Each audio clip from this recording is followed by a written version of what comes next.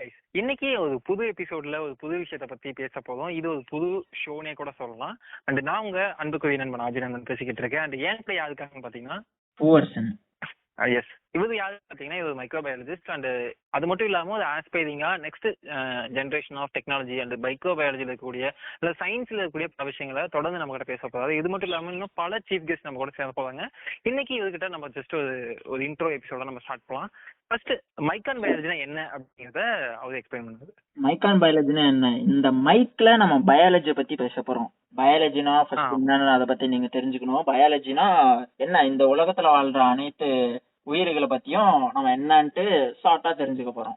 இப்போ இந்த 10th முடிச்சுட்டு பயாலஜி அங்கேயே தூக்கி போட்டு சயின்ஸ் குரூப் முடிச்சுட்டு +2 போயிட்டு கம்ப்யூட்டர் மேக்ஸ் இந்த மாதிரி படிச்சுட்டு காமர்ஸ் எல்லாம் படிச்சுட்டு போனீங்க பாத்தீங்கன்னா, பயாலஜி அப்படிங்கிறது சயின்ஸ்ல 4 பிரிவு இருக்கும். அதுல ஒன்னு பிசிக்ஸ், கெமிஸ்ட்ரி, அதுக்கப்புறம் இன்னொன்று இருக்கிறது தான் பாட்னி ஜுவாலஜி. அந்த பாட்னி ஜுவாலஜி சேர்ந்ததுதான் பயாலஜி மாதிரி சொல்லுவாங்க.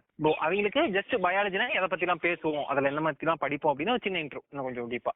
பயாலஜினா என்ன, அதாவது இந்த உலகத்துல வாழ்ற அனைத்து உயிர்களை பத்தியும், சின்ன உயிரில் அதாவது மைக்ரோ ஆர்கானிசம் சொல்லுவாங்க, நுண்ணுயிரிலிருந்து நம்மள மாதிரி மனுஷ ஜென்மம் வரைக்கும் எல்லாத்தையும் இந்த பயாலஜில படிப்போம். ஓகே, இப்போ இந்த பயாலஜிக்குள்ளதான் வந்துட்டு மைக்ரோ பயாலஜி அப்படிங்கிற ஒரு ஃபீல்டா இருக்கு இல்லையா? ஆமா. அப்ப அதுல இப்ப பயாலஜினாவே எல்லாத்த பத்தி நீங்க சொன்ன மாதிரி மைக்ரோபை பத்தியும் படிக்க போறோம். இப்போ மைக்ரோ பயாலஜி ஸ்பெசிபிக்கா அதை பத்தி படிப்போம். நுண்ணுயிரி பத்தி படிப்போம், மைக்ரோ ஆர்கானிசம்ஸ் அதை மட்டும் தான் படிப்போம் இல்லையா? ஆமா. அதாவது மைக்ரோ ஆர்கானிசம்ஸ்னா என்ன, அந்த மைக்ரோ ஆர்கானிசம்ஸ் என்னெல்லாம் பண்ணுது, எதெல்லாம் நமக்கு பெனிஃபிஷியல், எதெல்லாம் நமக்கு ஹார்ம்ஃபுல் அப்படின்றத பத்தி அப்படியே மேலோட்டமா பார்த்துட்டு போயிடும். ஓகே. இதை தாண்டி இன்னமும் வந்து நம்ம மைக்ரோபயாலஜில ஸ்பெசிஃபிக்கா இங்கெல்லாம் நமக்கு யூஸ்ஃபுல்லா இருக்கும் அப்படின்னா எந்த இடத்துல மைக்ரோபோட தேவை நமக்கு இருக்கு அல்லது நமக்கு அது ஹார்ம்ஃபுல்லா இருக்கு அப்படின்னா, அதாவது நம்ம சாப்பாட்டுல இருந்து எல்லாத்துலயுமே மைக்ரோ ஆர்கானிசம்ஸோட தேவை இருக்கு. அந்த வகையில இன்னைக்கு நம்ம வந்து ஃபெர்மெண்டேஷன் அப்படின்ற டாபிக்ல மைக்ரோ ஆர்கானிசம்ஸ் என்னெல்லாம் பண்ணுது அப்படின்றத பத்தி பார்ப்போம். ஓகே, இப்போ ஃபெர்மெண்டேஷன்னா அப்ப நொதித்தல்னு சொல்லுவாங்க இல்லையா தமிழ்ல? ஆமா. இப்போ அந்த ப்ராசஸ்ல எல்லா மைக்ரோ ஆர்கானிசமுமே இன்வால்வ் ஆகுமா, அதாவது எல்லா சின்ன சின்ன உயிரினங்களுமே இன்வால்வ் ஆகுமா, இல்ல ஸ்பெசிஃபிக்கா குறிப்பிட்ட மைக்ரோ மட்டும் தான் இன்வால்வ் ஆகுமா? இந்த ஃபெர்மெண்டேஷன் ப்ராசஸ் அப்படின்றதுல எல்லா ஆர்கானிசமுமே இன்வால்வ் ஆகும் அப்படின்றது வந்து கிடையாது. நமக்கு வந்து fungi and bacteria, mostly fungi தான் நம்ம இந்த இடத்துல யூஸ் பண்ணுவோம். ஃபங்கை அப்படின்னா ஈஸ்ட் அப்படின்ட்டு சொல்லுவோம்.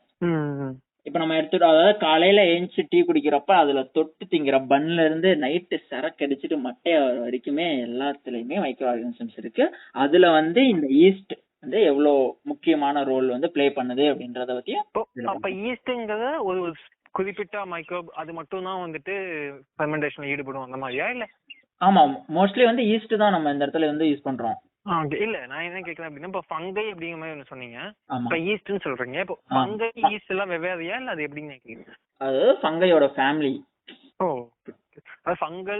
ஃபங்களுக்கு கீழே வரக்கூடிய ஒரு குறிப்பிட்ட இனம் தான் வந்து ஈஸ்ட்னு சொல்லுவோம்.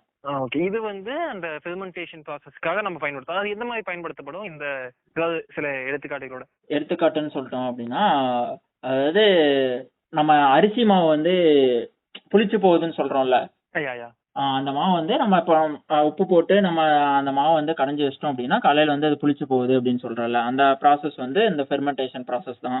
பால்ல இருந்து தயிரா மாறுறதும் ஒரு ஃபெர்மெண்டேஷன் ப்ராசஸ் தான். நம்ம எல்லா ஃப்ரூட்ஸையும் வந்து அடிச்சு குழப்பி தண்ணியை ஊற்றி சர்க்கரையை ஊற்றி ஒரு ட்ரம்ல ஊற்றி மூடி வச்சு அதுக்கப்புறம் எடுத்து அது காய்ச்சினாலும் அதுக்கு பேர் ஃபெர்மெண்டேஷன் தான். ஓகே. அப்புறம் பிரெட், கேக்ஸ் இதெல்லாம் மேக் பண்றதுக்கும் ஃபெர்மெண்டேஷன் ப்ராசஸ் யூஸ் ஆகுது. எஸ்பெஷலி ஈஸ்ட் அதுல மெயின் ரோல் பண்ணிருக்கு. அப்போ ஃபெர்மெண்டேஷன் அப்படிங்கிறது ஒரு தன்மையில இருக்கக்கூடிய ஒரு பொருளை மற்றொரு தன்மைக்கு மாற்றக்கூடிய ஒரு ப்ராசஸ் இல்லையா? ஆமா. ஓகே, அந்த தன்மை எப்பயுமே ஒரே மாதிரி தான் இருக்குமா? எப்படின்னா இப்போ நம்ம பாலை வந்து நீங்க ஃபெர்மெண்ட் பண்ணீங்க அப்படின்னா தயிரா மட்டும் தான் மாறும் அப்படிங்கிற மாதிரி இருக்கா, இல்ல இதுக்கு வேற ஏதாவது ட்ரை பண்ணலாம், பாலை வந்து நம்ம இந்த மாதிரி ஏதாவது ட்ரை பண்ணலாம் ஏதாவது இருக்குங்களா? அதாவது நம்ம பாலை தயிரா மாத்துறதுக்கு யூஸ் பண்ற பேர் தான் ஃபெர்மெண்டேஷன். நம்ம இதுல ஃபர்தரா வேற என்ன பண்ணுவோம், வேற இதுல அவ்வளவுதான், இதுல தயிரா மாத்துறது தான் இதோட மெயின் ப்ராசஸ். அதுக்கப்புறம் அதுல இருக்கிற ஆர்கானிசமோட growth வந்து நமக்கு அதிகம் ஆக ஆக அந்த புளிப்பு தன்மை வந்து அதிகரிக்கும். அதாவது அந்த நாள் ஆக ஆக இன்னைக்கு இருக்கிறது நிலைத்தன்மை வந்து சீர்குலையும் அப்படின்னு சொல்றீங்க. ஆமா. ஓகே, இதுதான் வந்து ஏதோ 3 ஃபேஸஸா பிரிச்சிருப்பாங்கல்ல உங்களோட ஃபீல்டுல. சம்திங் அதோட growth வந்து பிரிச்சு பார்ப்பாங்கன்னு சொல்லுவாங்க. அது அது எந்த மாதிரி எனக்கு தெரியல. மேபி வரக்கூடிய எபிசோட்ஸ் நம்ம பேசுவோம். அண்ட் இது ஃபெர்மெண்டேஷன்ல இந்த இந்த இந்த மாதிரி ப்ராடக்ட்ஸை தாண்டி இப்போ ஒரு ஆல்கஹாலுக்காக பயன்படுத்தலாம்னு சொல்றீங்க. இப்போ அதுவும் மைக்ரோப் தான். இன்னைக்கு நம்ம கோவிட்லாம் வந்துச்சு, இந்த கொரோனான்னு சொன்னாங்க, அந்த மாதிரி மைக்ரோபும் மைக்ரோப் தான். ரெண்டுக்குமான வேறுபாடு என்ன என்னன்னு தெரிஞ்சுக்கலாம். அதாவது நீங்க கோவிட்னு எடுத்துக்கிட்டீங்கன்னா அது வந்து வைரஸ் பேஸ்டு. அது வந்து ஹோஸ்ட் இல்லாம அந்த வைரஸ் எல்லாம் வந்து உயிர் வாழ முடியாது அப்படின்றது வந்து அது அதுல. ஓகே.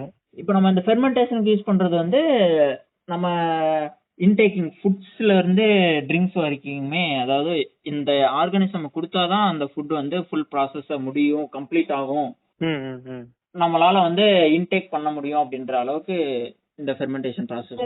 இப்போ ப்ராசஸ் பண்ணி தான் அந்த ஃபுட் நம்ம கிரியேட் பண்றோம்னா, அப்ப அந்த ப்ராசஸ் வந்து நம்ம ஆர்டிபிஷியலா மாத்தணும். இப்ப பால் வந்து கைதா மாறுது அப்படின்னா அது ஆர்டிபிஷியல் ப்ராசஸா இல்ல அது நேச்சுரல் தானா? நேச்சுரலா இருக்கிறத நம்ம ஆர்டிபிஷியலா மாத்துறோம்னு நினைக்கிறேன். அதாவது நேச்சுரல் சோர்ஸை வச்சு நம்ம அதை இன்னொரு கன்வெர்ட்டா மாத்துவோம் இல்லையா? ஆமா. இந்த இடத்துல நான் ஒரு விஷயம் சொல்ல நினைக்கிறேன். இந்த டாபிக் பத்தி நம்ம பேசணும் அப்படின்னா ஜென்ரலா ஜஸ்ட் ஒரு ஓவர்வியூ தான் பேசுங்கிறதுக்காக நான் ஜஸ்ட் ஒரு விஷயம் பார்த்தேன். ஃபெர்மெண்டேஷன் அப்படிங்கிற ப்ராசஸ் வந்து கண்டுபிடிக்கிறதுக்கு முன்னாடி வரைக்கும் இருந்த உணவு வகைகளும் அதுக்கப்புறம் நம்ம பார்த்து அதுக்கப்புறம் நம்ம பழகின உணவு வகைகள் அப்படிங்கிறது பல கட்டத்துல வந்து ஒரு சேஞ்ச் நடந்ததுக்கு உலகம் ஃபுல்லாவே. எக்ஸாம்பிளுக்காக சொல்லணும் அப்படின்னா நம்ம தமிழர்களுடைய ஒரு ரொம்ப ஐடியலான ஒரு உணவு அப்படின்னா இட்லின்னு சொல்லுவோம். அந்த இட்லி வந்து நமக்கு ரொம்ப நாளா இருக்குன்னு தெரியும். ஆனா அந்த இட்லி ஒரு ஃபெர்மெண்டட் ஃபுட்னு எத்தனை பேருக்கு தெரியும்னு தெரியல. ஸோ நிறைய பேர் வந்து அது ஃபெர்மெண்டேஷன் நடக்குதா, அது என்ன நார்மலா மாவு தானே அப்படிங்கிற மாதிரி நினைச்சிட்டு இருக்காங்க. பட் அதுல ஃபெர்மெண்டேஷன் நடக்குது அப்படின்னு படிக்கும்போது ரொம்ப நாளுக்கு முன்னாடியே வந்து ஃபெர்மெண்டேஷன் ஒரு விஷயம் கண்டுபிடிக்கப்பட்டிருக்கு.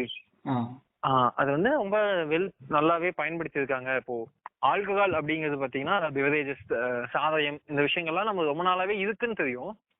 அது வந்து அதோட கண்டுபிடிப்பே ஃபெர்மெண்டேஷன்ங்கிறது அதோட மூலப்பொருளே, அதுதான் மையமான விஷயம் அப்படிங்கறதெல்லாம் நிறைய பேருக்கு இன்னுமே வந்து வெளிப்படையா தெரியாம இருக்கு அப்படிங்கிறது. அண்ட் இந்த மைக்கான் பயாலஜி அப்படிங்கிற இந்த ஷோவோட ஒரு முக்கியமான ஐக்கானான விஷயம் என்னன்னு கேட்டீங்கன்னா, இந்த கோவிட்டுக்கு அப்புறமான காலகட்டங்கள்ல இந்த பயாலஜி அப்படிங்கிற ஃபீல்டுக்குள்ள நிறைய அட்டென்ஷன் வந்து இருக்கிறது உண்மைதான். ஆனா அந்த அட்டென்ஷன் எந்த அளவுக்கு வேல்யூபிளா இருக்கு, வேல்யூ ஆடடா இருக்கு அப்படிங்கிறது ஒரு மிகப்பெரிய கொஸ்டின் மார்க். அது அந்த கொஸ்டின் மார்க்குலாம் சின்ன ஆன்சர் கொடுக்குற மாதிரியும் அண்ட் நம்ம தமிழ் கம்யூனிட்டிக்குள்ள ரொம்ப டீட்டெயில்டா டெக்னிக்கலா மைக்ரோபயாலஜி அண்ட் பயோடெக்னாலஜி இந்த ஃபீல்டுக்குள்ள இருக்க விஷயங்களை இன்னும் எலபரேட்டடா நம்ம தெரிஞ்சுக்க ஒரு சின்ன வழிதான்.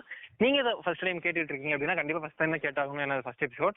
அண்ட் இந்த எபிசோட்ல இதை பத்தி நம்ம ஜென்ரலா ஒரு ஃபெர்மெண்டேஷன் என்ன அப்படிங்கிறத பத்தி பார்த்தோம். அடுத்து வரக்கூடிய எபிசோட்ல இன்னும் டீட்டெயிலா பல விருந்தினர்களோட பல விஷயங்களை பத்தி பேசுவோம். Until then bye bye. இது மைக்கான் பயாலஜி. நான் உங்க ஆஜி நண்பன் வித்